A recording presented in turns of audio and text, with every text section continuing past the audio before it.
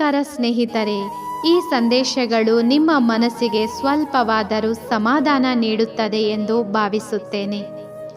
ಸಮಯ ಸಂದರ್ಭ ಎಷ್ಟೇ ಕಠೋರವಾಗಿದ್ದರೂ ಕೂಡ ಹಿಂದೆ ಸರಿಯದೆ ಗಟ್ಟಿಯಾಗಿ ನಿಂತುಕೊಳ್ಳಬೇಕು.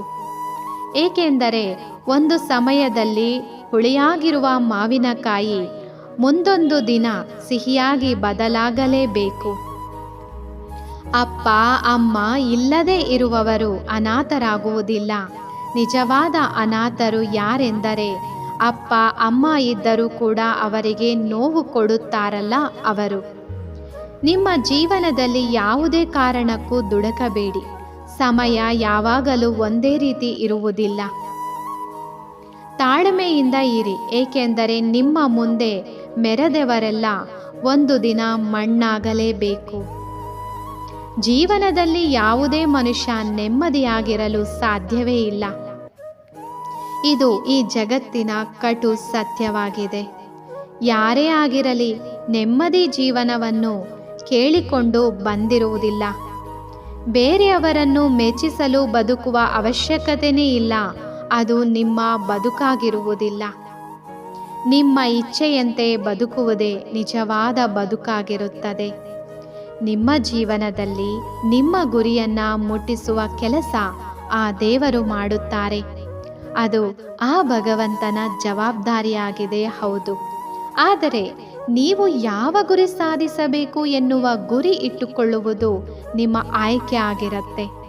ಏಕೆಂದರೆ ಧರ್ಮದ ದಾರಿಯಲ್ಲಿ ನಡೆಯುತ್ತಾ ಎಷ್ಟೇ ಕಷ್ಟಗಳು ಎದುರಾದರೂ ಕೂಡ ಕುಗ್ಗದೆ ಕಷ್ಟ ಎಂದು ಬಂದಿರುವೆ, ನನ್ನನ್ನು ಕಾಪಾಡು ಭಗವಂತ ಎಂದು ಬೇಡಿಕೊಂಡರೆ ಸಾಕು, ಆ ಭಗವಂತ ಖಂಡಿತ ಒಲಿಯುತ್ತಾರೆ. ನೀವು ಯಾವಾಗ ಕಾಯುವುದನ್ನು ಕಲಿಯುತ್ತೀರೋ ಇಲ್ಲಿ ಎಲ್ಲವೂ ಸಮಯಕ್ಕೆ ತಕ್ಕಂತೆ ನಡೆಯುತ್ತದೆ. ಏಕೆಂದರೆ ನಮಗಾದ ಅವಮಾನಕ್ಕೆ ಪ್ರತೀಕಾರ ತೀರಿಸಿಕೊಳ್ಳದೆ ಕಾದು ತಾಳ್ಮೆಯಿಂದ ಇರಬೇಕು. ಯಾವತ್ತೂ ಅವಸರ ಮಾಡಬಾರದು. ಅವಸರಕ್ಕೆ ಯಾವುದೂ ನಡೆಯುವುದಿಲ್ಲ.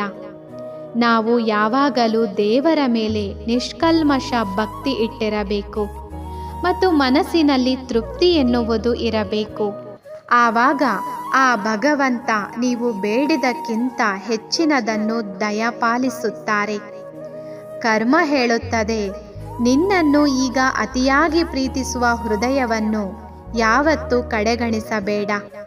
ನೀವು ಈಗ ಕಡೆಗಣಿಸುವ ಹೃದಯಕ್ಕೆ ಮುಂದೆ ನೀವು ಎಷ್ಟೇ ಪ್ರೀತಿ ತೋರಿಸಿದರೂ ಕೂಡ ಅದು ನಿಮಗೆ ಯಾವತ್ತೂ ದೊರೆಯುವುದಿಲ್ಲ. ಗೆಲ್ಲಲೇಬೇಕು ಎನ್ನುವವರು ಸೋಲಲು ಕೂಡ ಸಿದ್ಧರಾಗಿರಬೇಕು. ಏಕೆಂದರೆ ಗೆಲುವಿನ ಮೊದಲ ಮೆಟ್ಟಿಲು ಸೋಲಾಗಿರುತ್ತದೆ. ಸೋತಾಗಲೇ ಗೆಲುವಿನ ಬೆಲೆ ಗೊತ್ತಾಗುವುದು.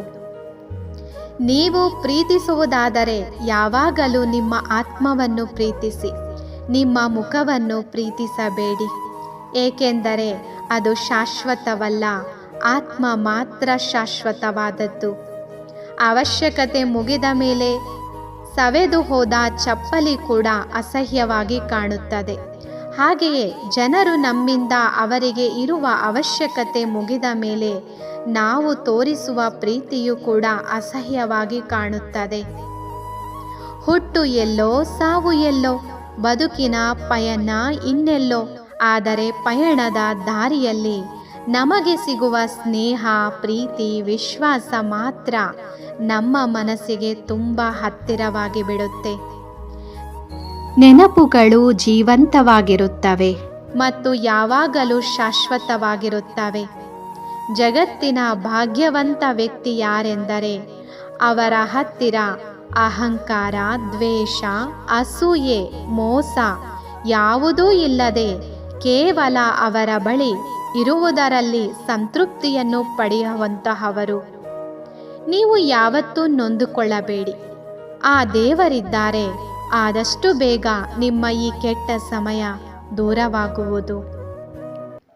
ತಾಳ್ಮೆಯಿಂದ ಇರಿ, ಕಣ್ಣೀರು ಹಾಕಬೇಡಿ. ನಿಮ್ಮ ಈ ಕಣ್ಣೀರಿನ ಪ್ರತಿ ಹನಿಗೂ ಬೆಲೆ ಇದೆ.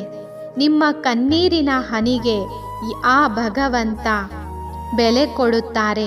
ದೇವರ ಮೇಲೆ ನಂಬಿಕೆ ಇಡಿ ಅಷ್ಟೇ. ಜನಗಳು ನಿಮ್ಮಲ್ಲಿರುವ ಹಣ, ಆಸ್ತಿ, ಸಂಪತ್ತನ್ನು ನೋಡಿ ನಿಮ್ಮ ಶ್ರೀಮಂತಿಕೆಯನ್ನು ಅಳೆಯಬಹುದು. ಆದರೆ ಆ ಭಗವಂತ ಮಾತ್ರ ನಿಮ್ಮ ಗುಣ, ಮನಸ್ಸು, ದಾನ, ಸಹಾಯ ನೋಡಿ ನಿಮ್ಮ ಶ್ರೀಮಂತಿಕೆಯನ್ನು ಅಳೆಯುತ್ತಾರೆ.